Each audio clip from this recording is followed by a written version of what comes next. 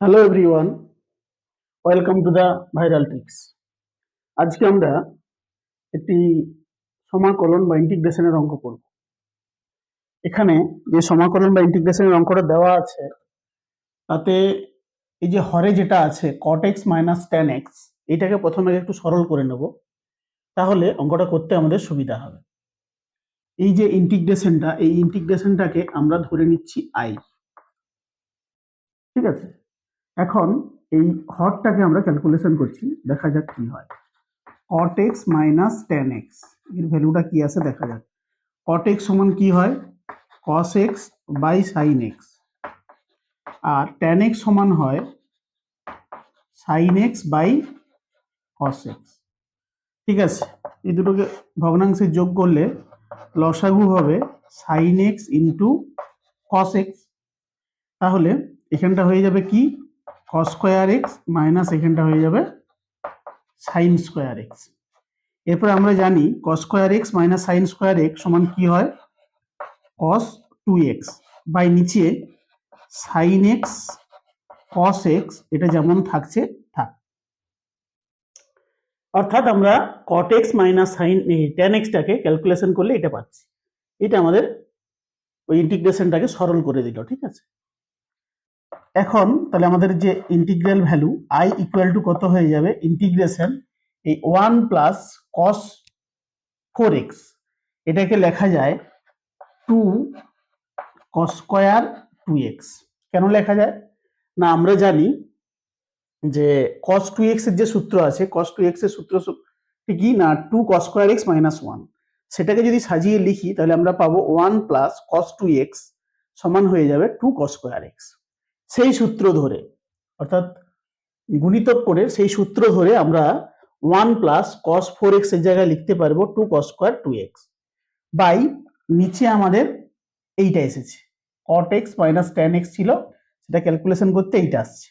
এটা যদি আমরা লিখি, হরে থাকবে, এটা হরে থাকা মানে লবটা হর হবে, অর্থাৎ এখানে cos 2x টা নিচে চলে আসবে, আর এর নিচে যেটা ছিল সেটা উল্টে গিয়ে গুণ হয়ে যাবে, এখানে চলে আসবে sin x into cos x dx। ঠিক আছে, সমান এইখানে তাহলে এই একটা cos 2x, এখানে cos স্কয়ার 2x আছে মানে দুটো cos 2x আছে, তাহলে একটা এটার সঙ্গে কেটে যাচ্ছে। উপরে থাকছে কি আমাদের integration 2 cos 2x into sin x cos x dx। ঠিক আছে, এইটাকে আমরা কি লিখতে পারবো না, ইন্টিগ্রেশন এই cos 2x টা যেমন আছে থাক, 2 cos x sin x, এটা সমান কি হয়, sin 2x হয়, আমরা জানি sin 2x সমান কি হয় 2 sin x cos x, সেই জন্য 2 sin x cos x সমান লিখতে পারবো sin 2x ইন্টু dx। এইখানে যদি একটা উপর নিচে 2 গুণ করে দিই, তাহলে নিচের 2টাকে হাফ হিসাবে বাইরে বের করে নিলাম, আর ভিতরে হয়ে গেল 2 sin 2x into cos 2x dx। ঠিক আছে, এইটা আবার একটা সূত্রে পড়ে গেছে 2 sin x cos x, 2x টাকে যদি আমরা x ধরি আর কি, তাহলে 2 sin x cos x, 2 sin x cos x সমান কি হয় sin 2x। তাহলে এখানটায় আমরা লিখতে পারবো sin 2x, মানে 2x আছেই, তাহলে 2x টাকে x, 2x টাকে আমরা x ধরেছি, তাহলে এখানে 2x টা কত হবে 4x হবে অ্যাকচুয়ালি, তাহলে এখানটায় হয়ে যাবে আমাদের 4x ইন্টু dx। অনেক ইজি হয়ে গেল, এরপর আমরা সহজে ইন্টিগ্রেশনটা করে নিতে পারবো। এরপরে তাহলে 1/2 থাকবে ইন্টু sin x এর ইন্টিগ্রেশন কি হয় মাইনাস cos x, এখানে হয়ে যাবে মাইনাস, একটা মাইনাস থাকবে cos 4x।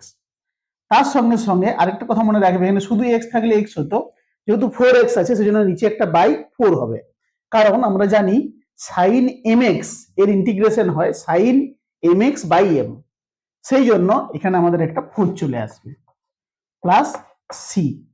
এই সিটা কি, ইন্টিগ্রাল কনস্ট্যান্ট বা সমাকল ধ্রুবক, এটা কিন্তু আমাদেরকে উল্লেখ করতে হবে। তাহলে আমাদের যেটা হয়ে গেল শেষমেশ উত্তর minus 1/8 cos 4x plus c, এইটা হয়ে গেল আমাদের সঠিক উত্তর।